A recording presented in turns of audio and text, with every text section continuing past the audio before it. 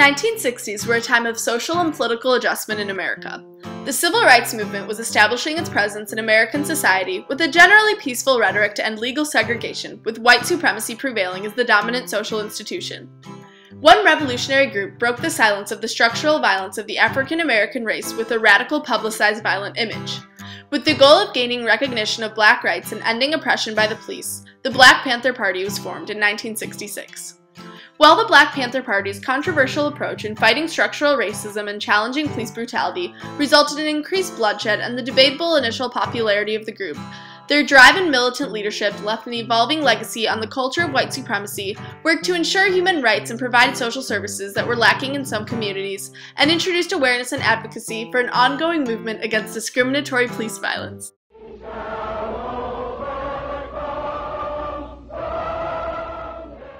The late 1960s marked the growing success of a nonviolent civil rights movement against legal racial segregation in the South. However, although Jim Crow laws were eventually revoked, discrimination was still present as ever nationwide, as blacks were not granted the recognition of their legal rights as American citizens. In such a heated social and political environment, the racial inequality in the justice system became impossible to ignore, and it was clear that the movement for racial equality needed a new approach.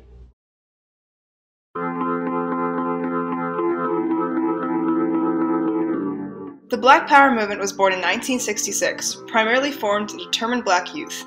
Of this wave of young revolutionaries, a small group with big goals emerged in Oakland, California, under founders Huey Newton and Bobby Seale, named the Black Panther Party for Self-Defense.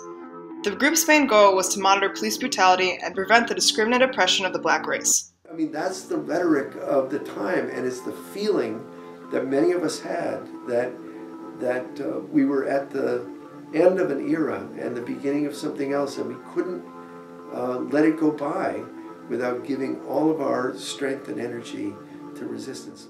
They developed a 10-point program which dictated their objectives, including freedom, employment, education, fair trial, healthcare, housing, and an end to police violence.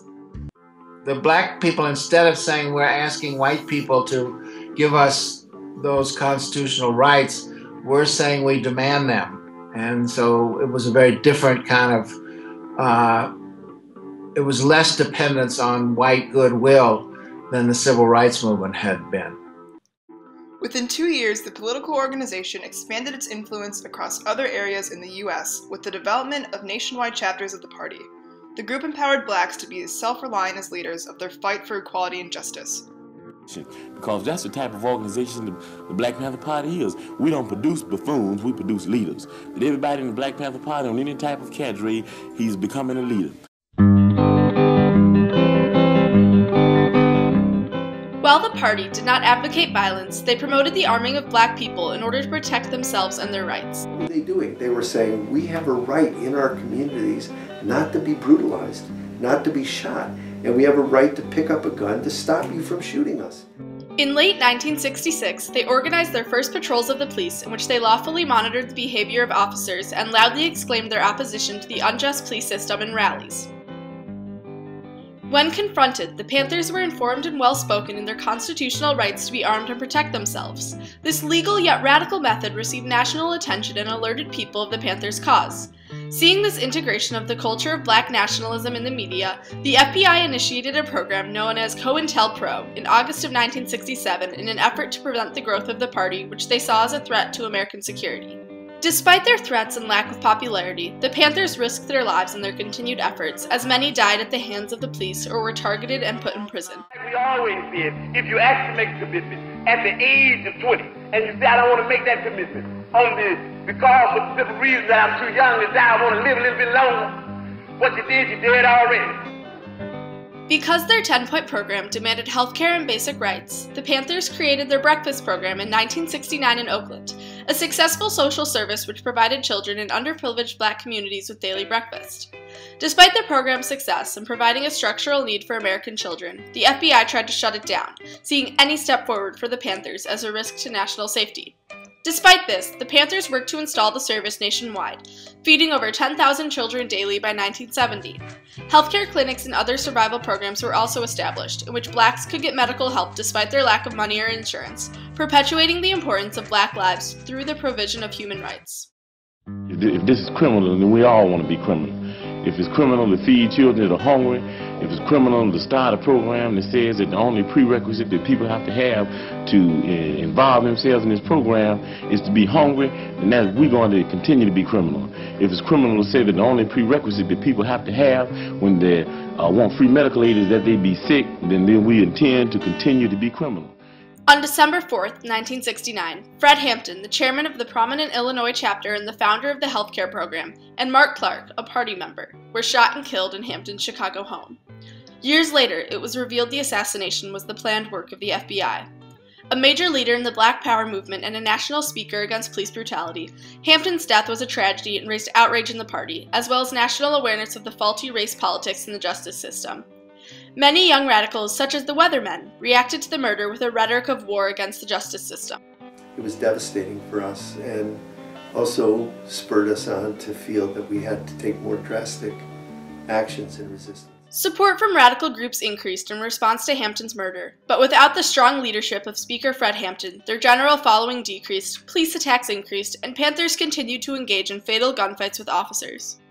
Particularly, I think, after Fred was murdered in Chicago, I think their popularity somewhat declined. I think the police wanted it to be a lesson to anybody who would stand up to them. Years of allegations of violence by Huey Newton led to a decline in his power, which dissolved his leadership of the party. Through the years of harassments, jailings, murders such as Fred Hampton and Mark Clark, who was murdered there in Chicago by the police. Fred Hampton was asleep when he was machine gunned.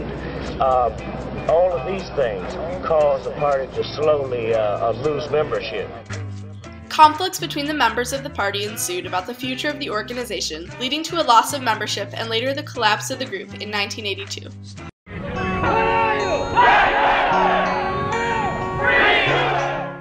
The most immediate impact of the Black Panther Party was the radical voice and sense of empowerment that they gave to the Black community. Their publicized actions earned them national recognition despite their small size. But we got this international notoriety. We were like a social evolutionary accident in the middle of an ongoing civil human rights protest that was already there. However, this recognition often took the form of fear due to their belligerent image. Many whites were threatened by Black Panthers. I don't think, they were deliberately misportrayed as attacking white people, which is not what they were about. The social services the Panthers established, such as the breakfast program, granted acknowledgement of Black needs and human rights and were largely successful. In the span of their influence as a political force, total racial justice was not achieved as desired. 28 Panther members were killed, and many more imprisoned. Many police officers also lost their lives in confrontations with the Panthers. Despite this loss of life, the Panthers granted the Black Power movement vitality and introduced Black entitlement to continue the fight for change against white supremacy. The Black Panthers' fight for justice has no clear result yet, nor is it close to being over. While it is less present than in the 1960s and 70s, racism and predetermined privilege still exist. While they achieved many victories in their years as a group, the Panthers' final goal of racial justice is still being worked towards. Although the party dissolved in 1982, the Panthers remain as symbols and leaders of the fight for racial equality. Police brutality against the African American race is still a very relevant issue today, as seen in the recent cases of Eric Garner and Michael Brown. In both of these cases, a Black person was antagonized and killed by officers. The white police attacked with little threat or justification for the brutality, but the police were not sentenced to any punishment. The protests and anger toward the police violence and lack of justice were demonstrated by a large part of America, proving that the goals and beliefs of the Black Panther Party are still gaining popularity and demonstrating themselves in modern race conflicts. The slogan Black Lives Matter is so important. The idea that we have to put forward, and it's a shame at this day and age that we have to put forward that a Black life is as important as your life or my life or any life. The Black Panthers were very significant leaders of the movement for Black justice. Their loud and violent methods were revolutionary, and while disputable, granted increased recognition of police brutality and the urgency for a changed perspective on Black lives and basic human rights, such as food, healthcare, and equality. The last word has not been written on the impact of the Black Panther Party, as their legacy prevails and is evolving with today's racial climate.